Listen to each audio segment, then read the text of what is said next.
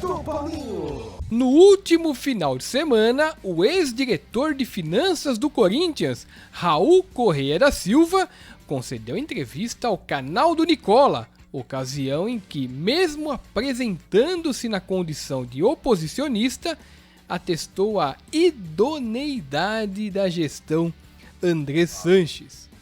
Mas o Corinthians não tem história triste. A história triste normalmente é a imprensa que existe, né? Aqui, a imprensa que fala, não digo o que sai na imprensa, né? Que as pessoas comentam, porque tem isso, tem aquilo outro. Quer dizer, você falou, o Corinthians é campeão de comissões, mas estão lá declaradas. Eu fiquei à frente das finanças do Corinthians, gente, durante 7 anos e nunca apareceu história triste. Esqueceu-se, porém, que ele próprio, além de André Sanches, Roberto Andrade e André Negão, seguem réus em 3 ações criminais por conta da prática de sonegação de impostos e apropriação indébita, que obrigou o clube, tempos atrás, a endividar-se em mais de 100 milhões de reais num empréstimo às pressas para não ter os seus cartolas presos pelos delitos. Raul defendeu também a política de pagamento de comissões a agente de jogadores. No tempo que eu fiquei lá, eu não vi absolutamente nada. E o futebol, isso pode ir de 0% a 50%, depende do negócio. Nesse assunto, ainda revelou que o salário de Alexandre Pato, contratado a peso de ouro à época, apesar do Milan tê-lo oferecido em empréstimo, era de 800 mil reais mensais. Poucas vezes a gestão André Sanches foi defendida com tanta ênfase. Nas últimas semanas, através de seu escudeiro Cláudio Villamaria Romero, apesar de declarar apoio ao ex-delegado Mário Gobi, Raul vem tentando uma composição com a atual gestão, disfarçada de movimento de união, entre aspas, do clube.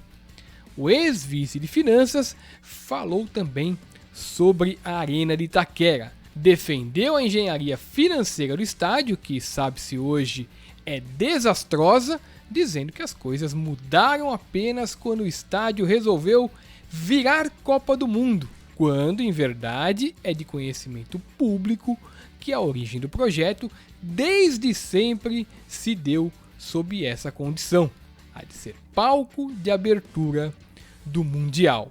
No bate-papo, Raul tentou se desvencilhar da responsabilidade de ser o dirigente que assinou praticamente todos os contratos da obra, inclusive os seus aditivos, em conjunto com Mário Gobi e Roberto de Andrade, excetuando-se o primeiro, que foi rubricado apenas por André Sanches, aliás, o único que contém a assinatura do Cartola. Toda essa parte da arena foi conduzida pelo Andrés e pelo Rosenberg. A diretoria do clube não esteve envolvida nisso. Esse é o envolvimento de Andrés e Rosenberg. Tá. Mas eu achava que a estrutura ela era muito boa. Vou te falar, eu não participei da construção da arena, né? Mas é obrigação do diretor de finanças não apenas assinar os contratos financeiros do clube em conjunto com o presidente, conforme relembrou o Raul em trecho dessa entrevista, mas também recusar-se a fazê-lo em caso de flagrante irregularidade ou possibilidade de prejuízo à instituição.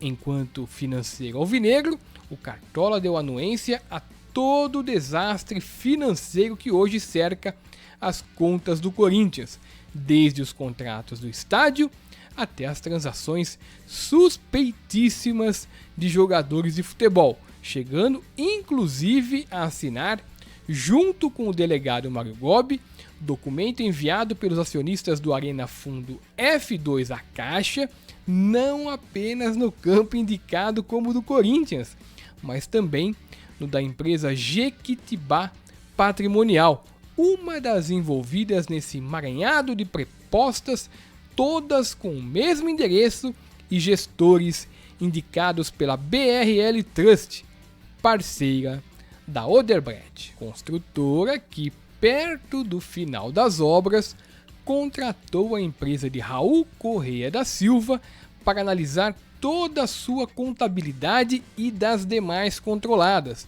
em contrato vigente até os dias atuais, a custo de muitos milhões de reais. Vale lembrar que sem a assinatura do então diretor financeiro, obrigatória estatutariamente, o estádio de Itaquera não teria saído do alicerce. Assista a seguir os trechos que separamos da entrevista de Raul Correia da Silva ao canal do Nicola. Toda essa parte da arena foi conduzida pelo Andrés e pelo Rosenberg, os corretos. Agora, voltando dentro da visão que nós tínhamos, a engenharia parecia muito bem montada. Onde mudou um pouco essa estrutura foi na hora que se resolveu virar a Copa do Mundo. Porque na hora que virou a Copa do Mundo, você precisa mudar o estádio. Eu não participei disso, mas por tudo que a gente ouvia, a diretoria do clube não esteve envolvida nisso. Esse é o envolvimento de Andrés Rosenberg. Tá. Mas eu achava que a estrutura ela era muito boa. Vou te falar, eu não participei da construção da arena, né? Mas logicamente, veja, isso está no. Existe um livro sobre a arena. É importante ter esse. Existe um livro que o Andrés fez há uns anos atrás, chama acho que Nossa Casa, não lembro o nome, mas vende em qualquer lugar, onde conta toda a história da arena. Toda a parte do contrato da arena, aí é o presidente que assina sozinho. Então a contratação da arena, é estatutário tudo isso, né? E quando você tem qualquer contrato que você tem um banco do outro lado, é o presidente e o diretor de finanças. Então, por exemplo, vou pegar um cheque especial de R$1.000. É o presidente e o diretor de finanças. Vou contratar os 400 milhões da Caixa Econômica. É o presidente e o diretor de finanças. Mas o Corinthians está hoje com uma dificuldade de caixa razoável. Mas o Corinthians não tem história triste. A história triste normalmente é a imprensa que existe, né? Aqui, a imprensa que fala, não digo o que sai na imprensa, né? Que as pessoas comentam, porque tem isso, tem aquilo outro. Quer dizer, você fala, o Corinthians é campeão de comissões, mas estão lá declaradas. Eu fiquei à frente das finanças do Corinthians, gente, durante 7 anos, e nunca apareceu história triste. Nunca vi história triste. Por mais que se fala, também nunca vi uma pessoa chegando e falando, Raul, olha esse documento aqui. Quer dizer, eu nunca vi. Quer dizer, tudo tem. Qualquer compra e venda de jogador passa pela FIFA, passa pelo Banco Central, entra o recurso ou sai o recurso do clube. Quando tem agente, se paga o agente. O Corinthians faz todos esses pagamentos diretos. No tempo que eu fiquei lá, eu não vi absolutamente nada. E o que existe, tem uma diferença em compra e venda de jogador. Isso é importante também entender. Cada um, quando compra uma casa ou vende uma casa, sabe que tem 6% de comissão. Todo mundo que comprou ou vendeu um apartamento sabe que o corretor cobra 6%. Sim, sim. E o futebol, isso pode de 0% a 50%, depende do negócio. Porque o Pato, quando veio, ele era 400 de salário e 400 de direito de imagem. Vocês devem ter percebido, né, que o filtro de edição utilizado por Raul Correia da Silva para disfarçar as imperfeições do seu rosto e talvez até a idade, deixou parecido com o personagem Data de Star Trek: A Nova Geração.